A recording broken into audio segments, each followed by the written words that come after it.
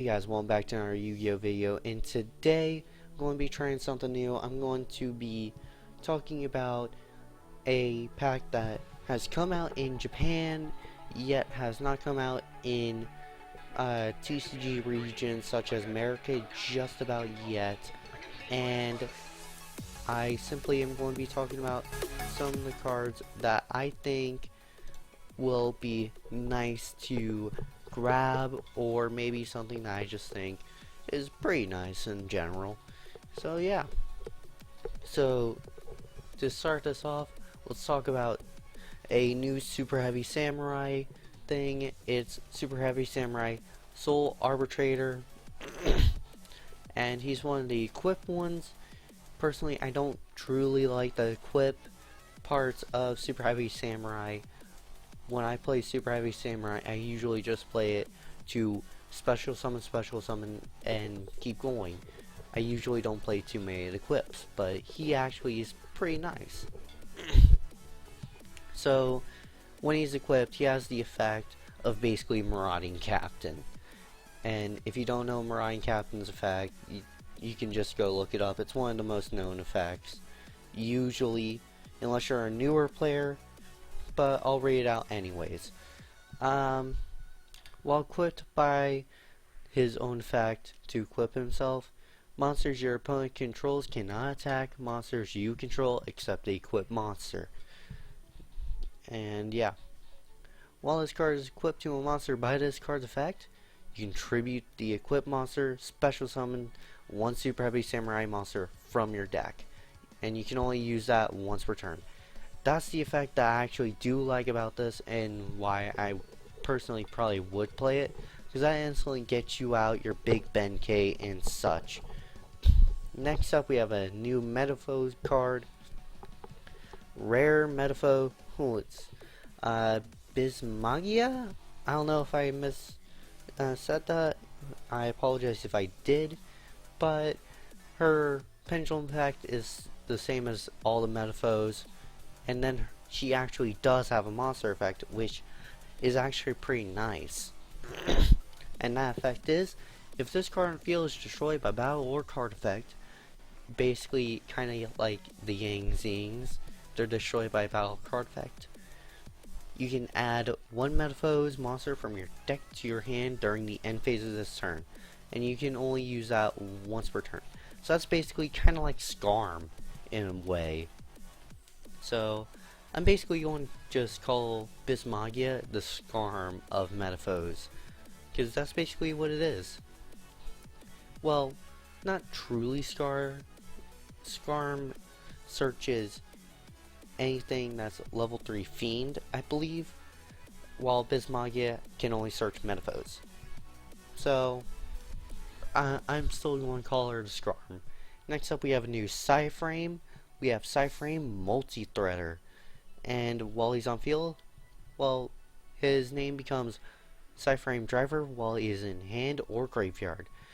And if a Psyframe card you control would be destroyed by battle or card effect while he is in hand, you can discard him to the grave instead, or just discard him in general.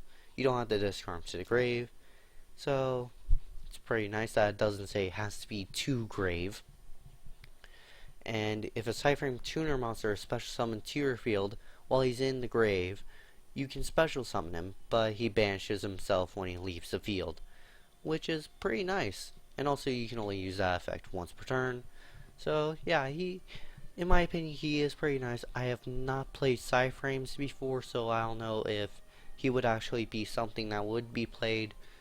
But like I said, his effect does seem nice in my own opinion. Next up is Cradles Slime Jr. When he is normal summon, you can target one Cradle monster in graveyard. You cannot special summon monsters for the rest of this turn except water monsters. Also special summon that target.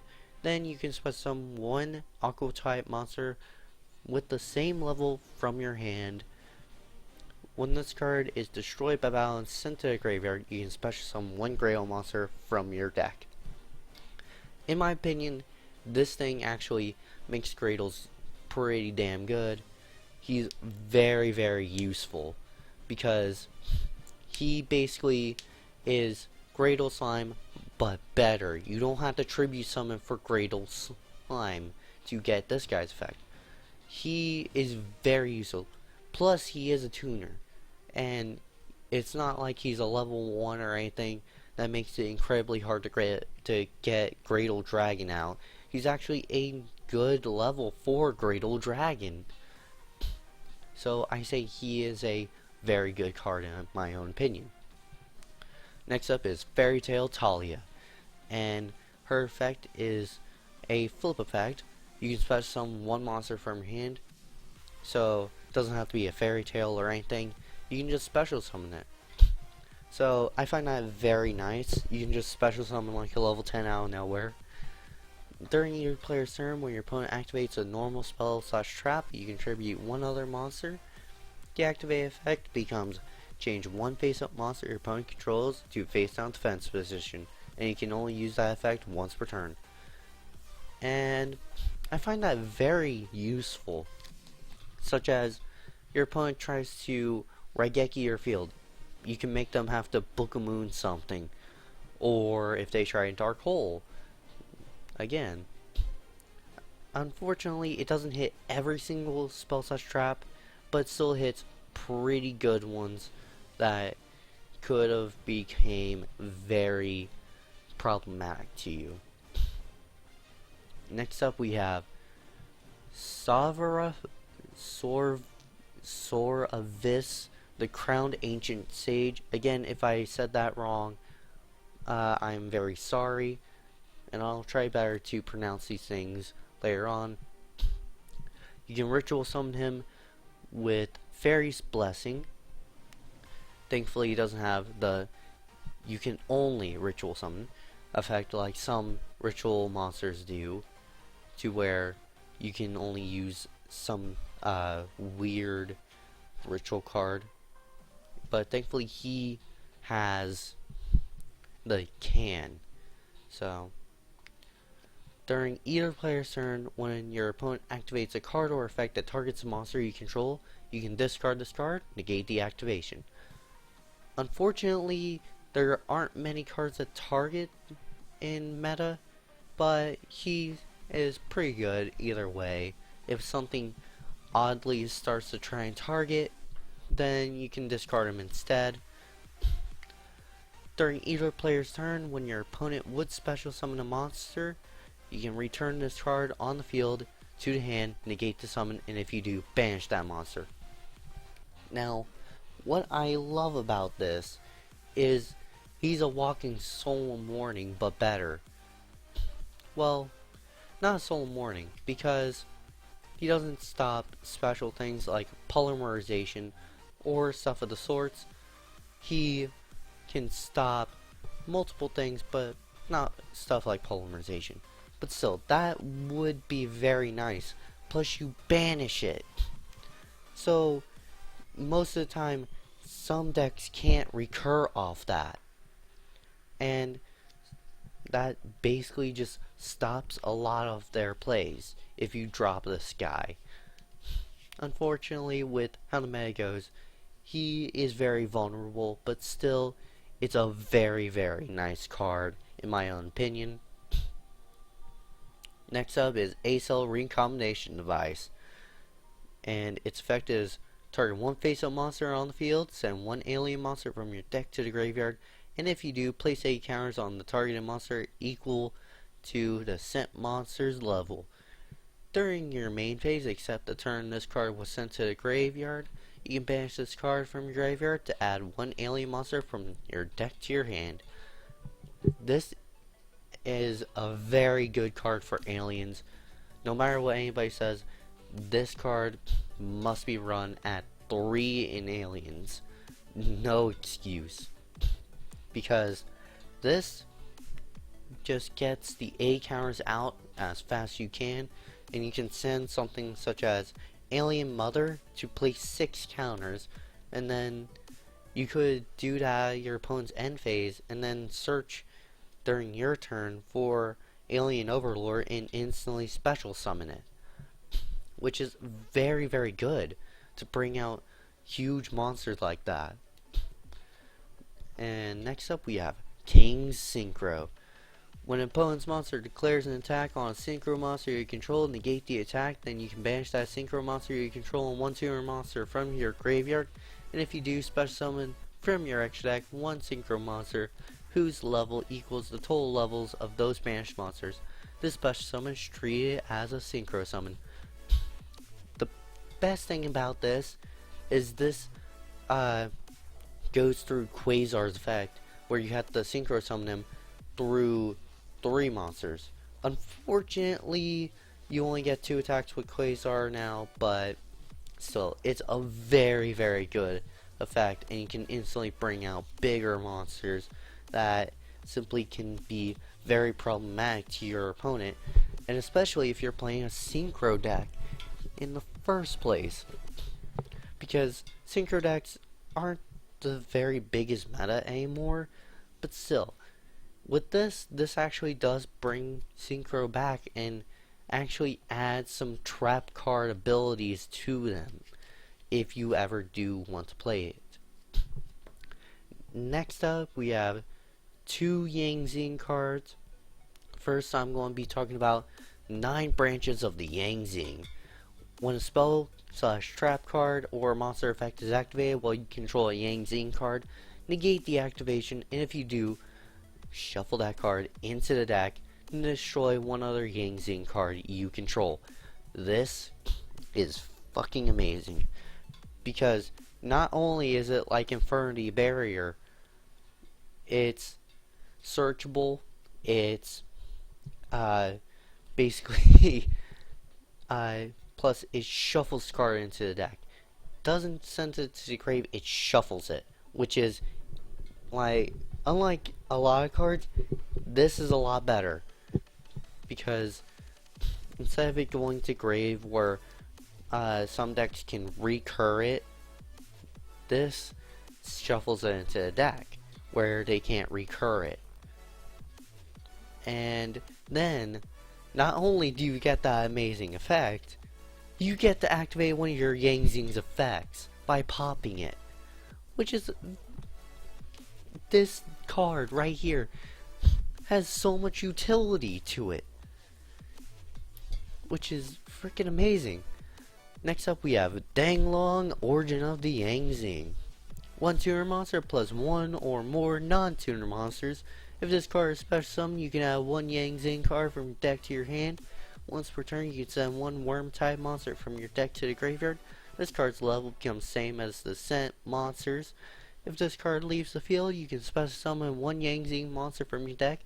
You can only special summon Danglong, Origin of Yang Zing once per turn. He is a searcher who can straight search this. That's already amazing to me, that you could just summon him and grab 9 branches and set it.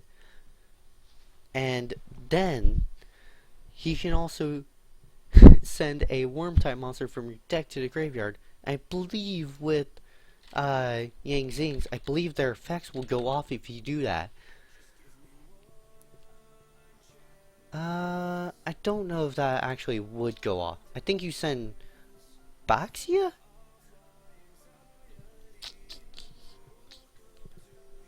I don't know. There's one that you send off. I don't play Yang Zings, and I haven't seen this deck in action with Danglong, but I believe you send something off and then its effect goes off, or something of the sorts. Again, I have not played this. And also, he is a tuner, which is very good for bringing out some of your bigger Yang Zings. And if he leaves the field, which means you can Synchro with him, and his effect still goes off, you can special summon 1 Yang Zing from your deck. The utility of this guy is amazing, and how low level he is. He's very easy to bring out. That's amazing. He himself has already basically brought Yang Zings back along with 9 branches. These 2 cards are incredibly amazing. Next up, we have Teller Knight Vatlamis? I don't know how to say that. I'm sorry. He is XC summoned by 2 level 4 Tellarknight monsters. All face-up monsters on the field become dark. You can detach 1 XE material from this card, then discard 1 card. Special summon from your X deck 1 light Tellarknight XE monster by using this face-up card you control as the XE material. You cannot XE summon for the rest of this turn. This is treated as an XE summon. XE materials attached to this card also become XE materials on the summoned monster. Once per turn, this effect can be activated during either player's turn if you have 7 or more Tellarknight monsters with different names in your graveyard. Oh, that's a lot to say. In my opinion, he's basically just a replacement for Ptolemaeus, since Ptolemaeus was found to actually be broken with Pendulum, because you can instantly summon Cyber Dragon Infinity from him. But I'm just gonna say that I don't know if he would bring Tellarknights back. I mean, they still are very nice. Am I even record? Yes, I am recording. Okay. But I don't know. Next up, we have Treat Toad. 2 level 2 Aqua type monsters. Once per turn during the standby phase, you can detach 1 XE material from this card. Special summon 1 frog monster from your deck, except Frog to Jam. Once per turn during either player's turn, when your opponent activates a spell / trap card or monster effect, you can send 1 Aqua type monster from your hand or field to the graveyard. Negate the activation if you do destroy that card. Then you can set the destroy card on your field. If this card is sent to the graveyard, you can target 1 water monster in graveyard, add it to your hand. This card will be bane of everybody whoever goes against freaking frogs, because Swap Frog plus Rodent Totem, this card is so good in frogs. Plus its attack, you probably don't even have to play wetlands anymore, because Treat Toad is amazing. Frogs are just going to become instant Treat Toad at triple on field, and good luck, because you can just sit there with them and you don't have to detach for his effect. You send 1 Aqua type monster from your hand or field to the grave. From your hand or field. So you could just keep some frogs in hand and just discard them to stop something.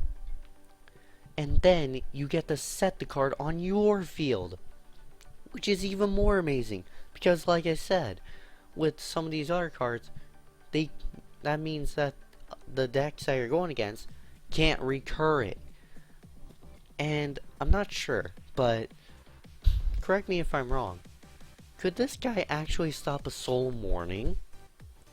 If he could stop a Soul Mourning and then steal it, that would be amazing. I mean, not himself being invincible to getting soul. I mean, when he's already on field and your opponent attempts to Soul Mourning, could he steal it? I don't know, but still, this is amazing because it gets to steal the card. So that's about 12 cards that I've talked about from Invasion of Venom, or Invasion Vengeance as it may be called in TCG.